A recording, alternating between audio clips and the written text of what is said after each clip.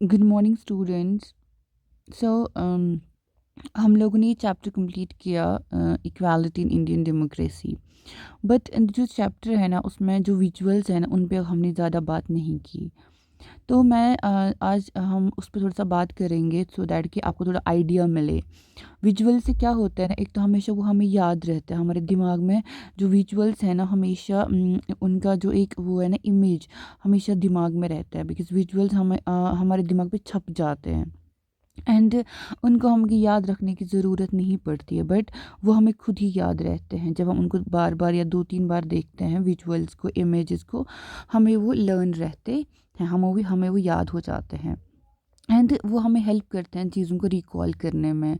And एक और चीज़ है, जो विजुअल्स है ना उससे बहुत क्रिएटिविटी भी आती है। इंसान का जो सोचने का जो होता है ना होराइजन, जो कैनवास होता है ना वो बढ़ जाता है। सोचने का जो हम लोग ने एक बाउंड्री सेट करी है, मतलब इतना सोचना है, इससे बाहर हम आउट ऑफ द बॉक्स हम नहीं सोच पाते हैं। तो विजुअल से हमारा जो माइंड है ना वो आउट ऑफ द बॉक्स सोचने की कोशिश करता है, तो उसमें हम और सोचने और एक बिगर कैनवास को देखने की कोशिश करते हैं। तो जो इस चैप्टर है ना उसमें जो पहला विजुअल है ना वो एक पहले आपसे क्वेश्चन पूछा है कि आप बताइए आपकी लाइफ में कोई इंसिडेंट जहाँ पे आपकी डिग्निटी वायलेट हुई हो, ठीक है। एंड उसकी वजह से how did this make you feel. जब आपका डिग्निटी कहीं पे वायलेट होता है ना आपको कैसा फील हुआ उस वजह से, ठीक है। तो आप अपना एक्सपीरियंस अपने कमेंट्स में लिख दीजिए। उसके बाद जो विजुअल है ना वो एक मूवी का है। ये मूवी कब की है, 1975 की, दीवार इस मूवी का नाम था। तो एक लड़का होता है ना, वो करता होता है काम एज ए शू शाइन, मतलब पॉलिश वगैरह करता होता है। तो वो एक बंदे की पॉलिश करता है शूज़। एंड वो जो बंदा होता है ना, मतलब जो पॉलिश करवाता है उससे शूज़, वो जो पैसे कॉइन उसको देता है, लेकिन वो जो कॉइन है ना उस पे फेंकता है, ठीक है। वो उसको मतलब इज्जत से नहीं देता है। तो उसको लगता है जो वो बच्चा होता है जो एक उसका जो शूज़ पॉलिश करता है, ही थिंक्स कि उसने मेरे को जो मैंने जो काम किया ना, मैंने उसको एक सर्विस दिया, मैंने उसका शू पॉलिश किया। अब रिटर्न में जो मैं मनी हूँ ना वो मैं डिज़र्व करता हूँ, बिकॉज़ मैंने उसको उसके बदले काम किया। जिस तरह मैंने उसकी जो शूज़ पॉलिश इज्जत से किया, तो वैसे उसको मुझे भी इज्जत से मेरा पैसा देना चाहिए, क्योंकि वो जो मेरा है ना वो मैंने एक काम किया, एक हार्ड वर्क मैंने किया। एंड वो मेरा जो हार्ड वर्क मैंने किया उसका मेरा क्या है, वो एक रेम्यूनरेशन है, उसकी वो एक कीमत उसने दी है। तो वो भी मुझे क्या इज्जत से मिलनी चाहिए। जिस तरह मैंने उसकी शूज़ पॉलिश इज्जत से की, वैसे मुझे भी उसका रिटर्न इज्जत से मिलना चाहिए। तो जैसे एक टीचर स्टूडेंट को पढ़ाता है, तो बदले में जो स्टूडेंट है ना उनको क्या देते हैं, उनको ट्यूशन फ़ी पे करते हैं, या स्कूल्स में टीचर्स को सैलरी होती है पे। तो वो किसके बदले उनको मिलती, एक सर्विस के बदले। वो सर्विस क्या होती है, पढ़ाने की सर्विस। तो पढ़ाने की वजह से हम क्या करते हैं, जब हम पढ़ाते हैं ना तो हम एक सर्विस देते हैं, क्या देते हैं, एक सर्विस देते हैं। एंड सर्विस के बदले हमको क्या मिलता है, एक रिटर्न मिलता है, एक रेम्यूनरेशन मिलता है। एंड रेम्यूनरेशन मिलता है।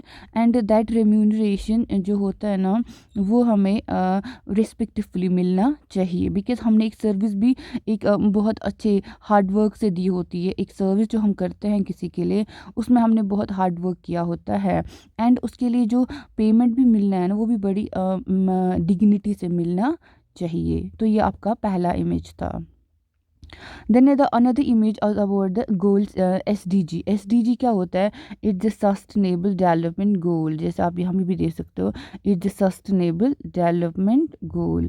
तो सस्टेनेबल डेवलपमेंट गोल्स है ना जो किसने बनाए थे, UN ने बनाए हैं। किसने बनाए हैं, UN ने बनाए हैं, यूनाइटेड नेशंस ने। क्यों बनाए हैं, ताकि जो सस्टेन कर पाए। सस्टेन होता है कि वो सारे गोल्स जो हम लोग अपनी फ्यूचर जनरेशन्स के लिए भी क्या करें, सिक्योर करें। जो हमारी फ्यूचर जनरेशन्स है ना उनको भी क्या सिक्योरिटी मिले। किन चीज़ की सिक्योरिटी, रिसोर्सेज की सिक्योरिटी। किस चीज़ की security, security of the resource. जैसे आजकल बहुत पोल्यूशन हो रहा है, वाटर पोल्यूशन है, एयर पोल्यूशन है। हर चीज़ जो हम रिसोर्स है ना उसका मैक्सिमम एक्सप्लॉइटेशन हो रहा है। तो उसकी वजह से जो हमारी फ्यूचर जनरेशन्स हैं ना उनके लिए जो रिसोर्स हैं हमें हमें कंजर्व करने हैं, प्रोटेक्ट करने हैं, जो कि नहीं हो रहा है, जो कि जिस पे हम सबको काम करने की ज़रूरत है।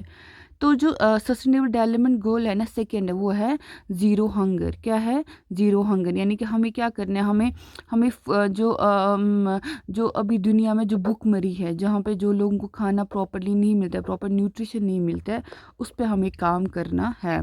तो ये एक सेकेंड इसका विजुअल था। The third visual is about the parliament. ये एक पार्लियामेंट, हमारी पार्लियामेंट बिल्डिंग है, इंडिया का जो पार्लियामेंट हाउस है। ये पार्लियामेंट हाउस क्या, it is a corner stone of और डेमोक्रेसी। जो हमारी डेमोक्रेसी है ना, जो भी हम लोग एमएलएज या एमपीज चुनते हैं ना, वो सारे इसी पार्लियामेंट बिल्डिंग में जाके हमारे क्या, हमारे लिए लॉज, हमारे लिए रूलिंग सब कुछ बनाते हैं। तो ये क्या बनता है, एक कॉर्नर स्टोन बनता है। क्या बनता है? Cornerstone of our democracy. क्या बनता है? Cornerstone of our democracy, the parliament building. Because हम वहाँ पे सारे जो हम लोग इलेक्टेड रिप्रेजेंटेटिव यानी कि एमपीज और एमएलए चुनते हैं, वो वहाँ पे जाके हमारे लिए क्या बनाते हैं, हमारे लिए रूल्स, रेगुलेशंस, लॉ सारे पास करते हैं। ओके।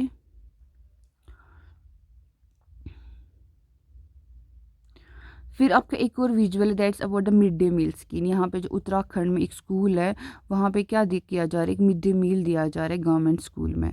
तो मिड डे मील प्रोग्राम हमें बुक में भी परसों पढ़ा इन द चैप्टर। ये क्या होता है, इसमें क्या होता है ना, प्राइमरी स्कूल के बच्चों तक, लाइक 5th क्लास तक फ्री मील्स दिया जाता है बच्चों को इन द गवर्नमेंट स्कूल्स। तो इसके फ़ायदे क्या है, इससे क्या होता है, जो स्कूल का अटेंडेंस है वो बढ़ता है। बच्चे हर दिन मतलब बच्चे और ज़्यादा बच्चे स्कूल में क्या कर रहे हैं, एनरोल कर रहे हैं। और इससे जो हंगर है वो ख़त्म हो रही है। बच्चों का जो हेल्थ एंड न्यूट्रिशन है ना, वो इम्प्रूव हो रहा है। और इससे जो इनइक्वालिटी है वो कैसे ख़त्म हो रही है, इसमें जो सारे बच्चे ना साथ मिल के खाते हैं और सारे बच्चे एक ही टाइप का मील खाते हैं। जैसे सबके लिए एक ही मील बन रहा है, एक ही मील पक रहा है, एंड सारे बच्चे मिल के वो लोग खाते हैं। तो इससे बीच क्या इनइक्वालिटी कम होती है इन द सोसाइटी।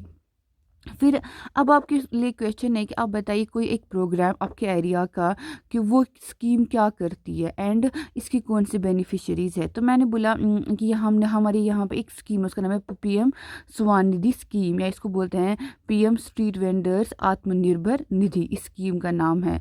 तो ये कब लॉन्च हुआ था? 2020 में जून में। इसके बेनिफिशरीज कौन है? Street vendor. जैसे अर्बन एरियाज़ है ना, जो अर्बन एरियाज़ है यानी कि सिटी अर्बन एरिया जिनको बोलते हैं, वहाँ पे जो स्ट्रीट वेंडर्स है, क्या है स्ट्रीट वेंडर्स, यानी कि वो स्ट्रीट वेंडर जिनका कैपिटल बेस बहुत कम होता है। क्या होता है?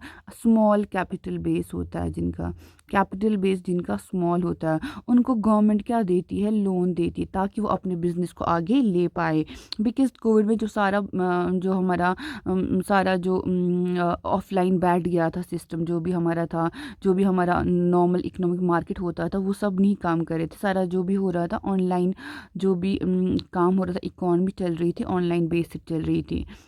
तो फिर उस time in street vendors, in street vendors की उनको बोलते हैं, जो हमारी अर्बन एरियाज़ में ना जो ग्रोसरीज, फ्रूट्स, वेजिटेबल वगैरह बेचते हैं ऑन द स्ट्रीट्स, उनको स्ट्रीट वेंडर्स बोलते हैं। तो उनके लिए क्या निकाली गई थी?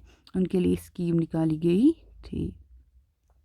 अब एक और विजुअल है इस बुक में, दैट्स अबाउट द, ये है हमारे डॉक्टर बी आर अम्बेडकर। इसको इनको क्या बोलते हैं? इनको हम बोलते हैं he is the father of Indian constitution. कौन है ये? The father of Indian constitution. इन्होंने इंडियन कॉन्स्टिट्यूशन को ड्राफ्ट किया। He was the chairman of the drafting committee, जिसने इंडियन कॉन्स्टिट्यूशन को लिखा।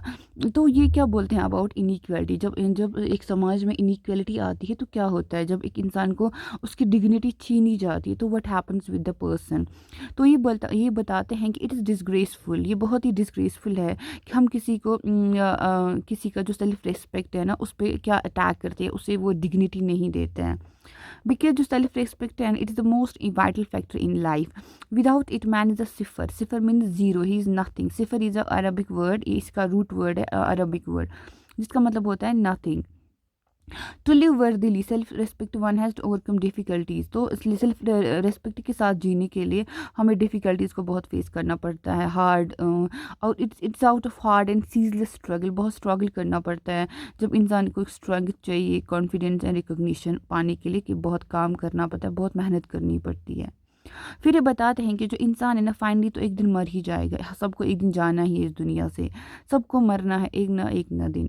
बट सबको इतना ध्यान होना चाहिए कि एटलीस्ट हम इस दुनिया में अच्छे आइडियाज़ को आगे ले चले, जैसे सेल्फ रिस्पेक्ट हो, लोगों को सेल्फ रिस्पेक्ट दें, उनकी इज्जत करें, उनको डिग्निटी दें, एंड इंसान जो ह्यूमन लाइफ है ना उसको हम बेहतर बनाए।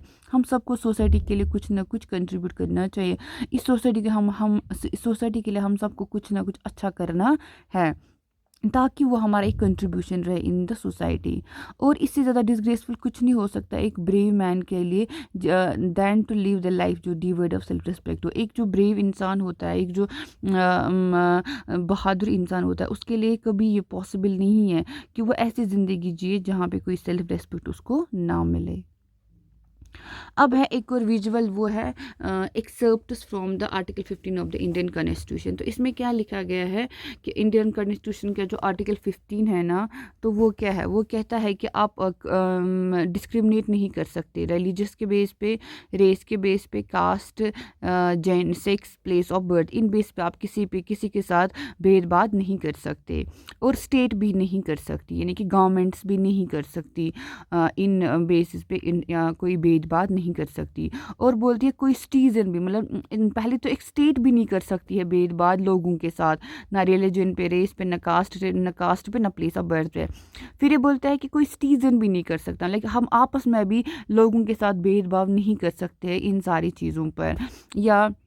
या हम लोग किसी को रेस्ट्रिक्ट नहीं कर सकते किस चीज़ के लिए, जैसे हम बोलेंगे किसी को नहीं तो मेरे शॉप पे मत आना, इस रेस्टोरेंट में मत जाना, तुम इस होटल में नहीं जा सकते। या पब्लिक एंटरटेनमेंट में क्या आता है, सिनेमाज आते हैं, कुछ जो भी प्ले ग्राउंड्स आते हैं, अम्यूज़मेंट पार्क्स आती है, तो हम किसी को नहीं रोक सकते कि आप इस पार्क में नहीं जा सकते, आप यहाँ होटल नहीं जा, आप यहाँ खाना नहीं कर सकते। तो ना सिटीजन कर सकती है, ना को ना स्टेट कर सकता है। और जैसे यूज़ ऑफ वेल्स हो, टैंक्स हो, रोड्स हो, प्लेस, जैसे हम लोग सड़क पे सब लोग चल रहे हैं, हम किसी को नहीं बोल सकते आप यहाँ पे नहीं चल सकती, आपकी सड़क नहीं है, नहीं।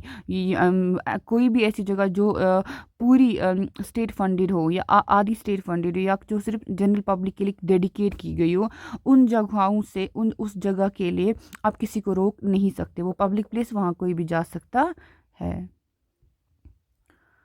Then the last visual is about the Sugamya Bharat Abhiyan. Sugamya Bharat Abhiyan क्या था, ये एक you can see the scheme था, ठीक है। तो ये किस लिए बनाया गया था कि पूरी इंडिया में जो है ना बैरियर होता है, रुकावटें नहीं हो, बैरियर फ्री हो, रुकावटों के बगैर हो, एंड कंड्यूसिव एनवायरनमेंट हो। क्या हो, कंड्यूसिव एनवायरनमेंट हो, किन के लिए, दिव्यांग जन, यानी कि वो लोग जो person with disabilities over the country, जैसे पूरी हमारी कंट्री में कोई हैंडीकैप्ड होता है, किसी को डिसेबिलिटी होती है, कोई पैर की, कोई हाथ की, कोई किसी और चीज़ की, तो उसके लिए क्या है, पूरी जो कंट्री है ना उसमें क्या करना चाहिए, उन सब के लिए एक जैसे हमें जैसे किसी को पैरों की डिसेबिलिटी हो तो उनको व्हील चेयर चाहिए, तो व्हील चेयर चलने के लिए पूरी प्लेटफॉर्म्स होने चाहिए हर जगह, जैसे ट्रेन में होना चाहिए, कॉलेज, स्कूल्स, हर जगह उनके लिए एक स्पेशल रास्ता बनाना इम्पॉर्टेंट है।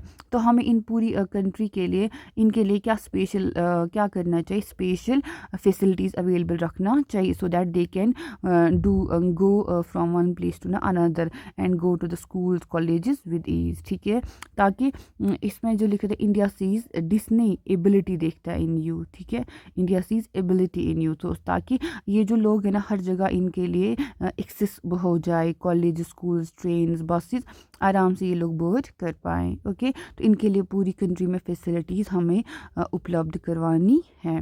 So that was all from this chapter, and now we have completed the whole chapter in the book. And जो अब लास्ट के क्वेश्चन है ना, जो इसके सब्जेक्टिव क्वेश्चन लास्ट में, उसको मैं नहीं कराऊंगी, because that there is a reason. उसका रीज़न ये है कि वो आपको कहीं भी मिल जाएंगे, लेकिन जो क्रिएटिव थिंग्स है ना, जो आपको समझने के लिए चीज़ें हैं, जिससे आपका जो माइंड है ना वो थोड़ा सा बड़ा हॉराइजन पे काम करेगा, बड़ा कैनवास देखेगा, बड़ा पिक्चर पे ध्यान करेगा, वो ये सब इंपॉर्टेंट होता है ये चीज़ को समझने के लिए। Thank you for today, have